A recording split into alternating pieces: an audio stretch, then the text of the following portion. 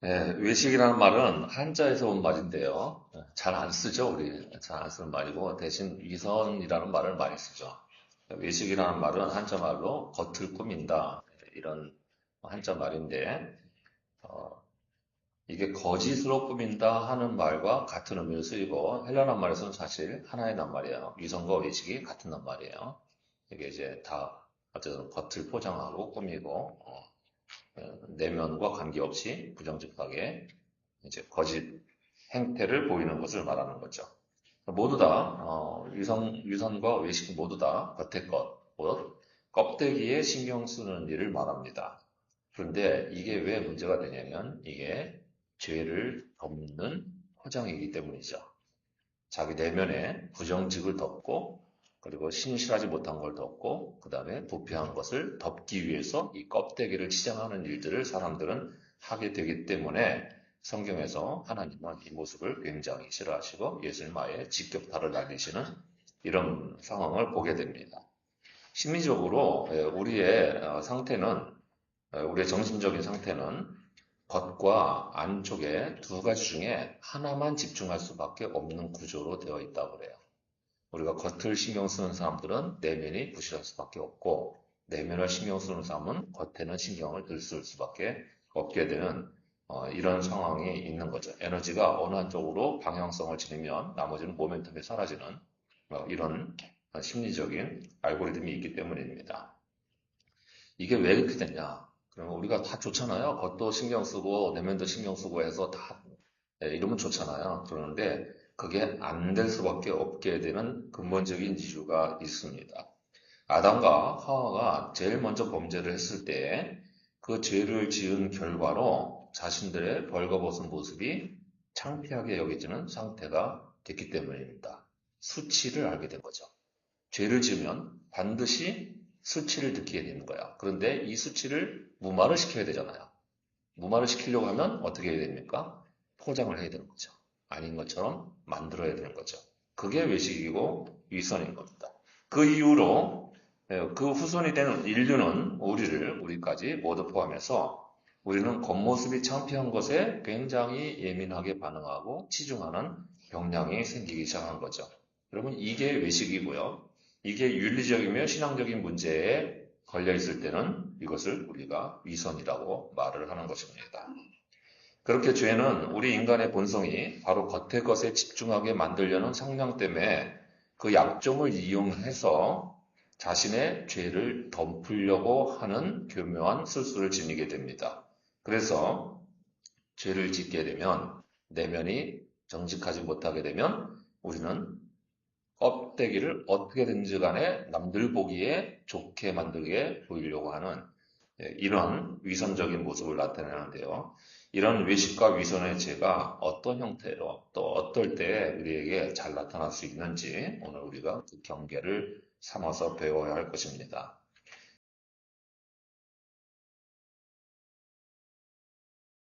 1절을 보시면 분봉왕 헤롯은 분봉왕이라는 것은 네 개의 통치 영역을 나누어서 관장하는 왕보다는 조금 밑에 직급을 얘기해요.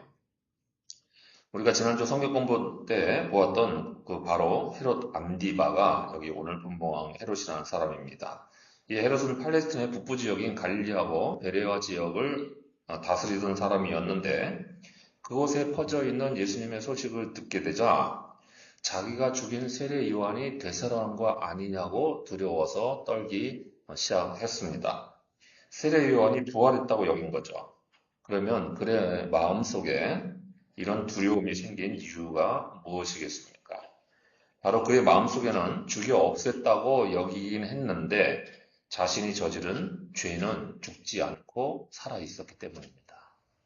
듣기 싫은 소리를 하는 세례 요한을 죽여서 없앴는데 그래서 자기의 죄를 비난하고 정죄하고 책임을 묻는 소리를 없애서 이제 더 이상 이런 소리 안 들을 수 있게 됐다고 안심하고 있었는데 그랬는데 자기 안에 있는 죄의식이 발동을 하면서 자기의 귀에 들리게 만드는 거죠. 그러니까 지금 예수님의 행적이 세례 요한과 비슷하고 하는 모양새도 비슷하고 외치는 것도 비슷하고 하니까 이거는 세례 요한이 살아난 거 아니냐 하면서 두려워하기 시작했다는 거예요. 따라서 헤롯이 부활신앙을 소유하고 있어서 세례요한의 부활을 믿은 게 아닌 거잖아요. 그는 죄책감 때문에 자기 안에 공포의 언어가 솟아오르기 시작한 겁니다. 이것은 우리가 아주 여실하게 간단하고도 분명한 진리를 들려주는 기본이죠. 죄는 우리의 기억 속에서 절대로 지워지지 않습니다. 한번 자리를 틀고 앉으면 계속해서 죽을 때까지 정말 우리가 죽어 없어질 때까지 살아 움직이고요. 이게 우리가 시쳇말로 하는 얘기인 거고 사실은 죽은 다음에도 살아 움직입니다. 심판대 앞에까지. 이게 죄의 끔찍한 몰골인 거예요. 따라서 해결되지 않은 죄는 반드시 우리의 기억 속에서 살아 움직이고 암세포처럼 대가를 치르게 만든다는 사실을 우리는 두려운 마음으로 경계 삼아야 합니다. 죄가 기억 속에 자리 잡고 살아 움직이는 것이 중요한 점은 그 기억이라는 게 우리의 인격을 형성하는 바탕이기 때문입니다. 저는 이제 심리학이나 뭐 이런 정신분석을 옛날에 좀 공부를 했었는데, 그랬을 때 이렇게까지 기억이 인격체를 이루는 근간이 된다는 사실을 뼈저리게 느껴본 적은 없어요. 그냥 이론적으로, 우리의 기억이 당연히 인격체도 기억이 담기겠지. 이 정도로 생각하고 있었는데, 요즘 제가 치매 걸리신 저희 아버지를 모시면서 아주 정말 여실하게 느끼는 문제가 이 문제예요. 한 사람의 존재를 규정하고 존재케 하는 것 자체가 기억입니다. 그렇죠? 이 기억이 없으면 사람과의 관계가 없어지는 거예요. 제가 이제 우리 교우들이 걱정을 해서 말씀을 드리잖아요. 그것도 유형한 모셔야 되지 않냐고 이렇게 말씀을 하시는데 제가 이거를 못하는 이유가 아직은 저를 알아보시기 때문이에요. 자기 아들인 줄 알기 때문에. 그런데 이게 없어지면 제가 그때는 어쩔 수 없이라도 정말 그때는 이제 목회가 남아 있으니까 모셔야 되겠다 이런 생각은 제가 해보고는 있습니다. 그것도 어떻게 될지는 모르겠는데 어쨌든 그런 상황인데 이게 이제 기억이 희미해지는 건 분명하잖아요. 슬슬 이제 조카나 이런 사람들 애들 이름이 좀 이제 점점 잊혀져 가니까 여러분 기억을 못하면 이게 이제 극단적으로 마지막 가는 게 뭐예요? 이게 당신 누구요? 그러는 거죠 아들한테. 선생님 누구세요? 뭐 잃어버리면 여러분 이 정도 되면 이제 관계가 한쪽의 관계가 완전히 훼손되는 거기 때문에 관계가 사라지는 거예요. 관계가 사라지면 여러분 인격이 사라지는 겁니다. 인격이라는 게 상대방을 바라보는 나의 정의거든요. 내가 가진 게 아니고. 원래 성품하고 인격은 구분돼요. 인격은 상대방이 바라보는 평가 기준입니다. 그런데 이게 다 없어지는 거예요. 그러면 사람과의 관계도 없는 거죠. 그리고 제가 요새 느끼는 거는 신앙조차도 기억의 문제라는 것을 저는 이거 사실 옛날 심리학 이런 공부할 때 부정하고 살았어요. 이건 아니다. 왜냐면 백관과 주관이 존재하는 게 신앙의 영역인데 뭐 여러 복잡한 얘기로 그랬는데 요즘에는 제가 신앙도 기억에 담기는 게 이제 맞겠다라고 생각이 변할 정도입니다. 왜냐하면 하나님에 대한 기억도 사라지는 중이거든요. 제일 서글픈 일 중에 하나가 그렇죠? 평생 목회 몇 40년 이상 하신 분이 뭐 하고 여기까지 왔는지를 기억을 못한다. 그렇죠? 이런 상황. 이게 여러분 인격체를 구성하는데 기억이 가장 베이스가 된다는 얘기인 거예요. 그런데 거기에 죄가 자리 잡았으니 내 인격체가 어떤 상태가 되는 거예요? 여러분 알코올 중독자들의 뇌를 찍어보면 그죠? 한쪽이 새까맣게 죽어 있다 그러잖아요. 그죠? 시커멓게 뇌가 죽어서 타들어가 있는 것을 보게 되잖아요. 그러니까 우리의 기억이 죄로 물들면 그 부분이 새까맣게 타 죽어 있는 것처럼 되어버리는 거죠. 완전히 썩어져 버린 기억을 갖고 있고 내 인격이 썩는 상태가 되고 있는 거예요. 그러면 그 죄가 기억 속에서 살아 움직이면서 우리를 그렇게 내면에서 괴롭히기 시작하면 그게 우리의 삶을 얼마나 핍절하고 곤고하게 만들겠습니까? 내면의 평화가 없으면 모든 사람은 행복을 추구할 수가 없어요. 절대로 기쁨을 누릴 수가 없는 거죠. 하지만 이 죄의 문제는 이런 단순한 심리적인 원리보다 훨씬 더 심각한 문제를 이야기합니다. 곧 우리의 삶을 과거의 고통에 매몰되게 만드는 거죠. 우리 옛날에 과거의 고통을 겪은 건 또 억울한데 빨리 좀 먹고 살았으면 좋겠는데 그리로 자꾸 돌아가게 만들고요. 더 나아가서 아까 말씀드린 것처럼 심리학적인 유기관계 때문에 인격적인 파괴를 경험하게 만듭니다. 죄 때문에 우리의 인격과 삶이 파괴될수록 그 죄는 더욱더 힘을 얻습니다. 한번 들어와서 내 기억 속에 자리한 죄는 내가 파괴될수록 죄는 영향력이 커져요. 그리고 힘이 세져요. 점점. 암세포가 우리의 영양분을 빨아들여서 자기만 크는 거하고 똑같잖아요. 여러분 이걸 제가 하여튼 휴가 갔다가 한번 진짜로 본 적이 있어요. 왜 우리 그 연갓이라고 하는 그 무슨 영화도 나왔었던 거 있었잖아요. 그 뭐 끔찍하게 사람들이 들어갔다는데 그럴 일은 없다 그러는데 저는 연가시가 메뚜기의 몸속에 들어가 있는 것을 발견한 적이 있어요. 그게 메뚜기가 죽어나가는데 그 안에서 자기 몸체에 몇 배 되는 실타래 같은 연가시가 줄줄 나오는 거예요. 메뚜기가 죽는 시간에 그거 본 적이 있어요. 그러니까 그 연가시가 메뚜기가 먹는 모든 것들을 자기가 다 흡수해서 자기 삶만 키우는 거죠. 이런 거예요. 그러니까 죄는 우리 안에 한번 자리 잡으면 점점 자기 힘을 키웁니다. 그럴수록 우리의 건강한 인격체 부분은 줄어드는 거죠. 이렇게 되는 거예요. 이게 그래서 사탄이 우리의 내면 속 깊은 곳에 숨겨놓은 암세포란 말입니다. 그게 여러분 죄의식이에요. 그 죄가 점점 더 살아 움직이게 되면 결국에는 우리의 영혼이 완전히 파괴되기에 이르게 됩니다. 이게 극단적으로 해결이 안 되면 우리가 해리 증상이라는 정신병 증상이 생기는 거예요. 이렇게 되면 구원의 확신도 흔들리고 영적인 불안감으로 인해서 이미 심판 이전에 스스로 파멸의 고정으로 빠져들어가게 되는 거죠. 그럼에도 불구하고 우리가 이렇게 심각한 죄를 아무 생각 없이 저지르게 되는 이유는 그 순간은 죄를 지으면서 자기가 하고 싶은 것을 할 수 있기 때문입니다. 죄를 지어서 원하고 싶은 것을 가질 수가 있는 거죠. 죄를 지어서 자기 감정대로 살 수 있는 거죠. 죄를 지어서 그렇죠? 일견 편해지는 느낌을 얻을 수가 있기 때문인 거예요. 죄를 지어서 분노를 해소할 수 있는 것처럼 보이는 거죠. 그래서 죄를 짓는 거예요. 죄를 지어서 탐욕을 채울 수가 있다고 생각하는 거예요. 그러니까 죄를 짓는 겁니다. 그리고 사람이 착각하는 거죠. 이것만 지나가면 시간이 지나면 다 잊혀질 것이라고 하는 어리석은 기대를 가지고 있는데요. 사실은 그 기대 자체도 사탄의 속임수입니다. 아까 말씀드린 것처럼 들어와서는 안 나가는 절대로 죽지 않는 죄의식이 남게 되는 겁니다. 죄는 시간이 지난다고 결코 사라지지 않습니다. 자연스럽게 죽어나가지 않는다는 거예요. 겉으로 보기에는 사라지는 것처럼 보여서 우리가 무말을 하죠. 무의식하게 꽁꽁 감춰두고 그러면 여러분 어떻게 됩니까? 밤에 잠꼬대가 나와요. 그러는 거예요. 심지어 죄는 우리의 기억 속에서 계속 살아 움직이기 때문에 이걸 무마할 수가 없습니다. 헤롯은 듣기 싫은 소리를 세례 요한을 죽여서 없애서 안 듣고 싶었지만 세례 요한의 목소리가 예수님께서 들려 나오는 것처럼 보이기 시작하는 거죠. 그러니 죄는 결코 사라지는 게 아니라 우리의 내면 깊은 곳에 침투해서 우리를 어둡게 만들고 우리의 모든 인격과 삶을 파괴하는 것이라는 점을 매우 중히 여길 수 있기를 바랍니다. 죄에 대해서 겁을 가져야 돼요. 겁나는 마음이 있어야 돼요. 그래서 이렇게 영원히 없어지지 않는 암세포와 같은 죄에 걸려들지 않기 위해서 죄를 사뭇 심각하게 생각하고 미리 경계할 줄 아는 모두가 되시기를 바랍니다. 이제 이 사건에 관계된 또 하나의 장본인의 모습을 통해서 죄의 또 좀 더 처절한 모습도 배워보도록 하죠.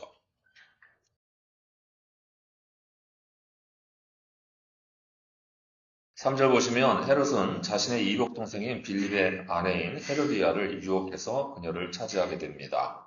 그 헤로디아는 헤롯의 청혼을 받아들이는 조건을 내세웠어요.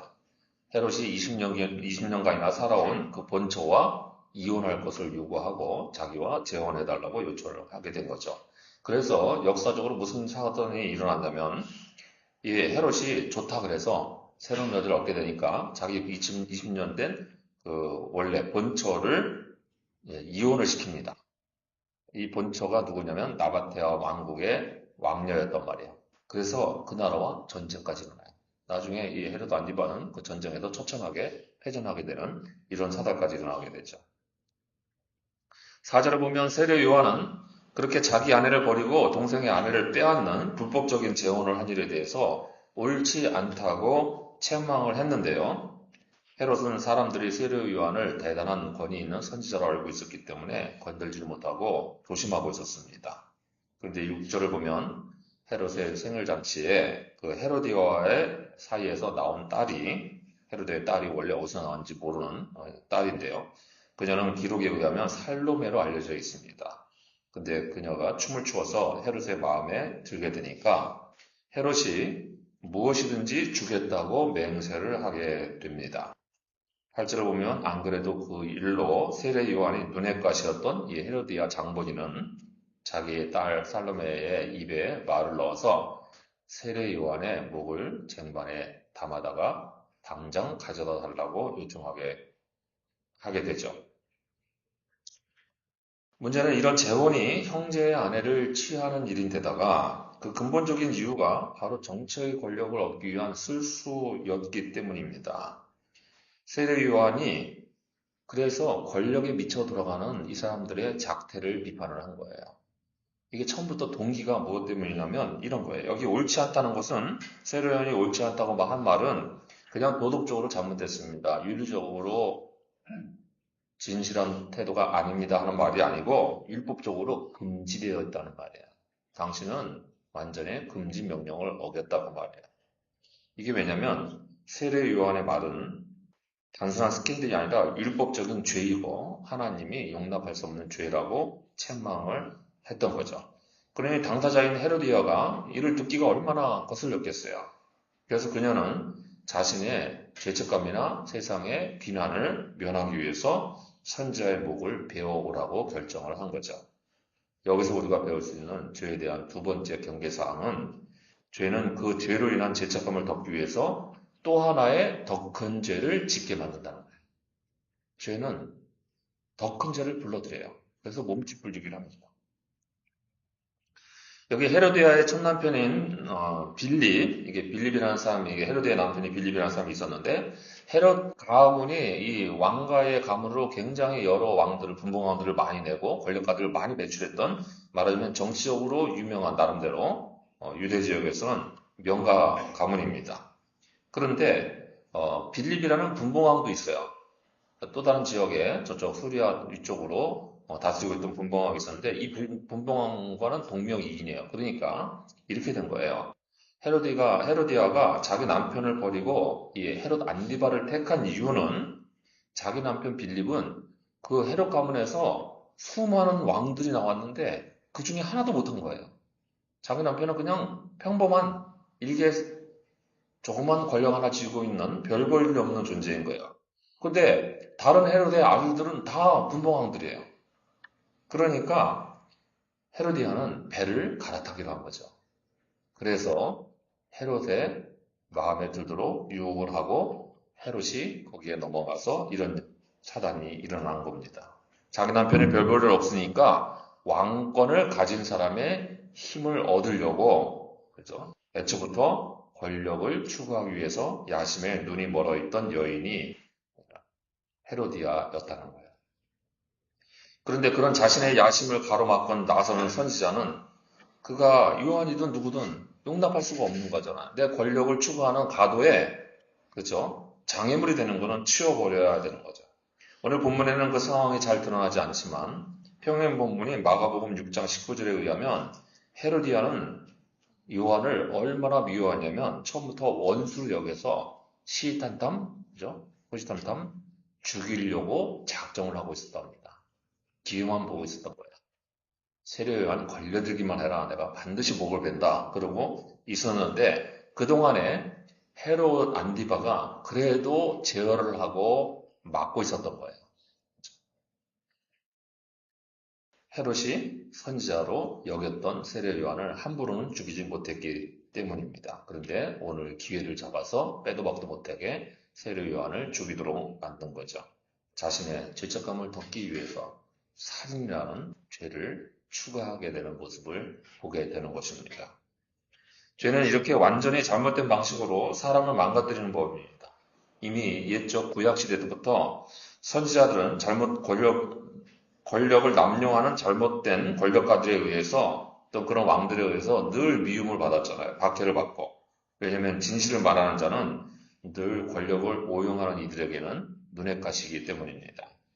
문제는 그러면 그 죄나 잘못을 정리하고 해결을 하려고 해야 되잖아요. 선지자가 나와서 하나님의 말씀으로 이게 잘못이다라고 선포를 하면 알았다. 그리고 내가 잘못했다. 그리고 회개하고 엎드려서 문제를 해결하게 되면 훨씬 더 좋은데도 그렇게 하지 않습니다. 그리고 쉬운 길을 선택하게 되죠. 덮고 넘어갈 수만 있다면 무슨 짓이든 하겠다라는 작정을 하게 됩니다. 이게 여러분 죄에 함몰된 우리들의 부패성이에요. 죄는 덮으면 덮여질 수 있다고 생각하는 게 모든 사람들이 저지르는 거고 우리가 뭐 정치인들의 모습에서 얼마든지 보잖아요. 그렇죠? 정치인들만 그렇습니까? 우리 모두가 다 그런 성향들을 보여주고 있는 거죠. 여러분 이게 죄가 가져다주는 기만책이에요. 죄는 저지르면서 거기에 암세포를 같이 넣는 거죠. 그렇죠? 제가 어제 컴퓨터 그 프로그램을 업그레이드 하다가 그러다가 이제 바이러스가 걸린 것 같아서 검색을 했어요. 그런데 멀쩡하게 있는 파일 속에 바이러스가 침투가 들어가 있는 거예요. 필요한 파일인가 아닌가 그걸 식별하지 못할 정도로 그게 들어와 있는 거예요. 속이는 게 너무 들어온 거예요. 근데 이제 그게 흔한 트로이 목마라는 바이러스예요. 트로이 목마가 뭐예요? 예, 그 정예병사 몇을 술 취한 트로이 성에다가 집어넣기 위해서 목마를 만들어서 집어넣고 한 거 아니에요. 그래서 들어가서 한번 들어가게 되면 기만책이 있는 거죠. 그 트로이 목마가 원래 어떻게 만들어진 거냐면 그리스도인이 후퇴를 하면서 성문보다 더 크게 만들어놨어요. 그래가지고 거짓 투항한 사람이 가서 뭐라고 얘기를 하냐면 이렇게 말을 합니다. 이건 그리스인들이 자기네 신에게 이제 안전하게 본국으로 돌아갈 수 있도록 해달라고 바친 재물인데 그런데 이게 트로이의 손에 들어가면 안 될 것 같으니까 그럴 것 같으니까 일부러 성문보다 크게 만든 겁니다. 이렇게 그래서 만약에 저걸 정복하고 취하는 자가 있으면 완전한 승리를 얻을 수 있는 거다. 이렇게 얘기를 하니까 트로이에 있던 모든 군사들이 그러면 어떻게든지 이거를 내가 가져가서 사람들이 많이 견책을 했거든요. 이건 속일 수가 있기 때문에 내부를 뜯어봐야 한다고 말하는 고문이 있었는데도 불구하고 그런 이야기는 듣지 않고 승리의 만취해서 트로이 목마를 끌었다가 자기네 노획물을 삼은 거잖아요. 성문을 부숴가면서까지. 그렇게 해서 트로이가 함락된 거예요. 기만책이죠. 죄는 기본적으로 다 기만적인 거예요. 다윗은 이스라엘 역사에서 정말 성군입니다. 볼 수 없었던 정말 유일한 인물이에요. 독특하게 캐릭터가 형성된 인물이라고 할 수 있습니다. 사울부터 시작해서 다른 왕들은 자기 욕심이나 필요에 따라서 죄를 어떻게든 정면으로 처리하지 않고 다 잘못된 방법으로 덮거나 기만하거나 합리화하거나 변명하면서 처리했던 사람인데 다윗은 그래도 자기가 벌인 일을 하나님 앞에서 직고하고 회개했던 왕이기 때문에 정말 드문 경우라고 할 수 있습니다. 솔로몬도 회개를 안 하잖아요. 그런데 다윗은 회개하고 하나님 앞에 엎드려서 새 사람 되지 않습니까? 그런데 그런 다윗도 처음에는 어떻게 했대요? 자신이 바세바와 문제를 일으킨 것을 덮으려고 우리아를 집에 보내서 바세바와 동침하게 만듭니다. 애가 잉태했으니까 그 애 아버지를 속이려고 했던 거죠. 이런 기만책을 썼었던 사람도 다윗입니다. 그리고 그게 안 통하니까 이번에는 급기야 우리아를 전장의 맨 앞에 최전단에 내보내서 모살시키는 일을 저지르게 되잖아요. 성문도 죄를 덮으려고 살인자가 됩니다. 이게 죄예요. 죄가 얼마나 사람을 조정하냐 이거죠. 연가시가 들어가서 뇌를 장악한다며요. 그래서 그 뇌를 장악해서 메뚜기가 갑자기 물에 뛰어들고 싶은 욕구를 충동시킨대요. 그래서 메뚜기나 방아깨비가 물속에 뛰어 들어가서 익사를 하죠. 익사를 하면 연가시가 몸에서 나와서 물에서 새끼를 낳는. 끔찍하잖아요. 그렇죠? 우리 교회에서 연가시 영화 한번 볼까요? 안 보고 싶죠? 그런데 그게 죄라고 생각하고 보시면 뭐 볼만하지 않겠어요? 죄가 저렇게 작동한다. 똑같다라고 생각하면. 그렇죠?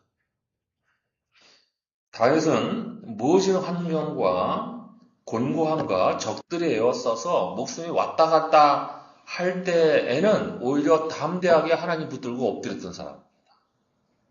신하들이 사울을 죽입시다. 그래도 어림도 없는 소리. 내 손은 안 돼. 하나님이 세우신 자이기 때문에.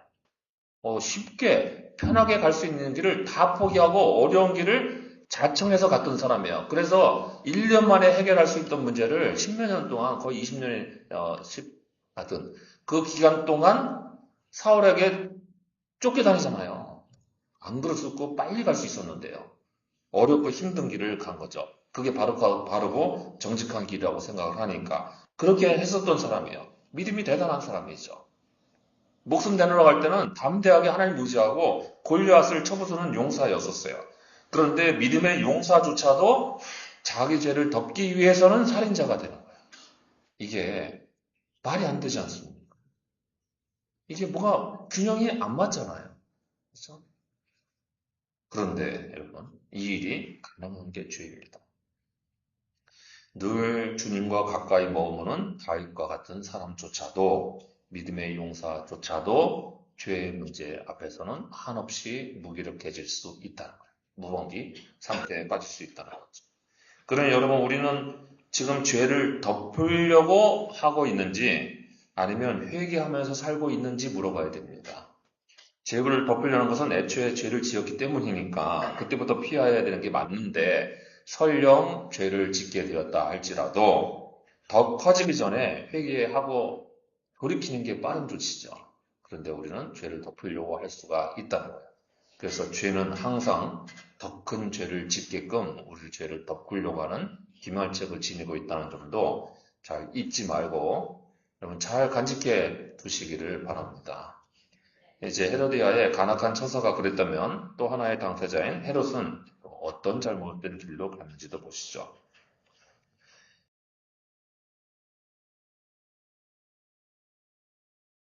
구절을 보시면 헤롯은 본디 세례 요한을 선지자로 알고 있고 한편으로는 경외하는 마음도 있고 해서 죽이는 것을 근심스러워하는 상태에 있었습니다.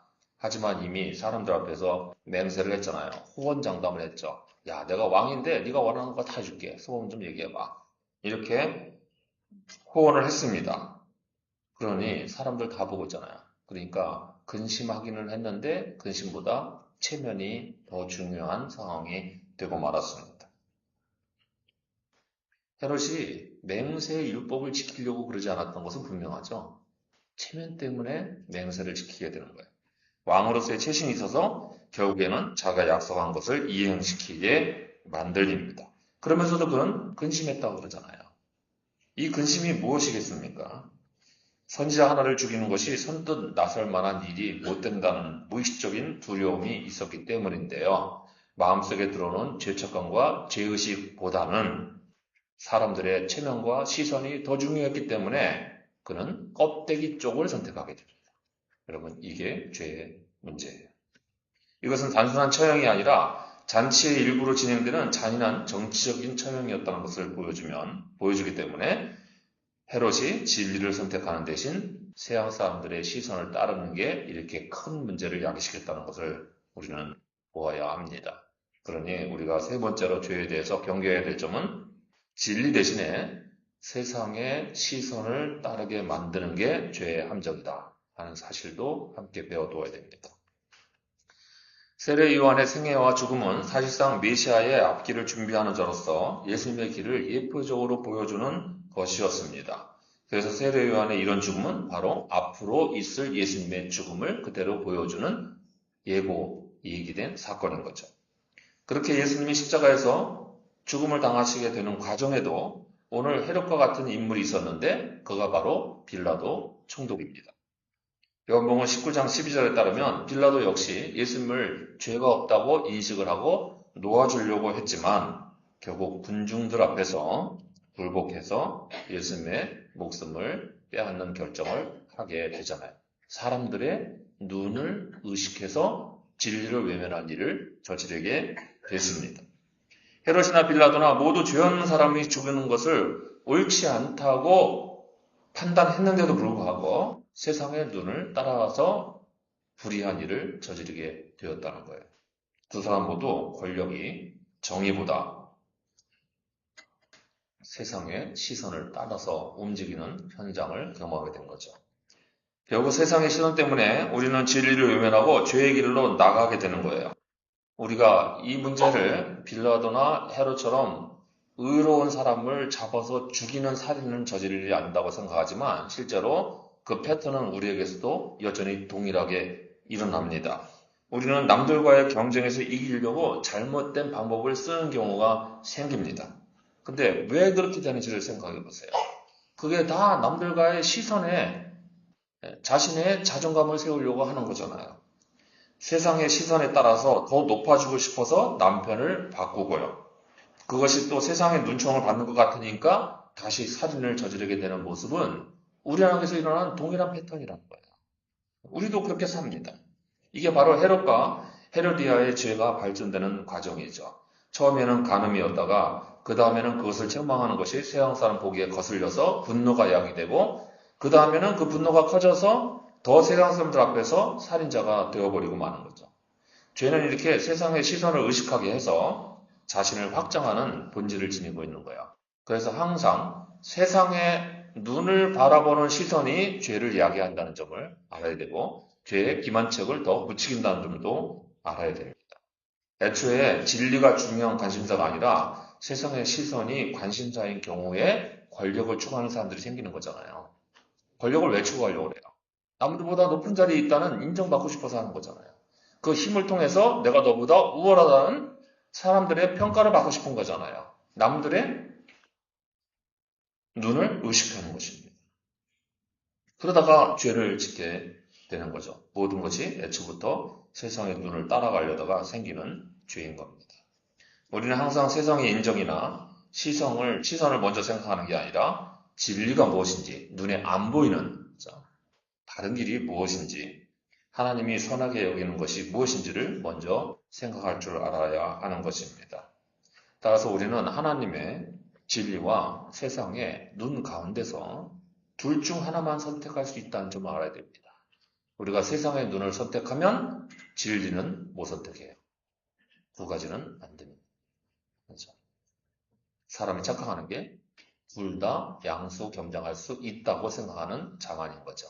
애초부터 인간에게는 두 가지가 동시에 갖추어지지를 못합니다. 그래서 위선이 생기는 거예요. 어느 한쪽은 에너지를 투자해서 집중을 했는데요. 나머지 한쪽은 못하니까 어떻게 해야 돼요? 가짜로 꾸며야 되는 거죠. 그러니 죄는 항시 진리 대신에 다른 사람들의 눈, 세상의 시선, 그들의 가치관을 따라서 움직이게끔 만든다는 사실을 기억하시고 그 죄는 결국 당사자를 파멸시키기에 부족함이 없다 하는 사실도 잊지 마셔야 할 겁니다.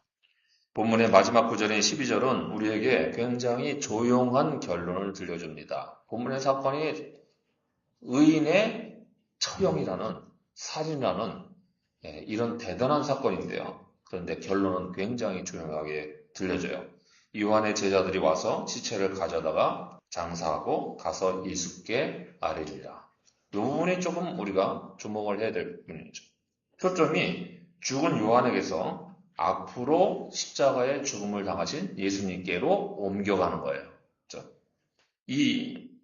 이것은 요한은 죽었지만 이 사건의 중심은 사실 그의 죽음이 아니라 예수님의 죽음의 길이라는 거죠. 그 목적을 향해서 지금 하나의 과정이 이루어진 거죠. 이렇게 해서 세례 요한은 메시아의 길을 준비할 뿐만 아니라 그의 죽음에서도 메시아의 길을 미리 보여주는 인물이 됩니다. 하나님의 도구가 되는 거죠. 그래서 세례 요한은 예수님의 선구자였던 거예요. 삶에서도 선구자였고 죽음에서도 선구자였던 거죠. 메시아의 길을 예비하는 자로서, 그리스도의 길을 예비하는 자로서 자기의 사명을 충실히 감당을 잘한 겁니다. 그렇게 해서 예수님의 십자가의 죽음의 대속이 계속해서 이어지게 되는 것입니다. 하지만 죄인들은 그 죄 가운데서 파멸의 길로 나아가게 되는 거죠. 그러니 우리는 껍데기를 의식하거나 또는 세상의 눈을 의식하는 외식, 곧 이선의 죄에서 벗어나서 그 내면의 진리와 정직을 놓치지 않는 길로만 나아가는 모두가 되시기를 바랍니다. 기도하겠습니다.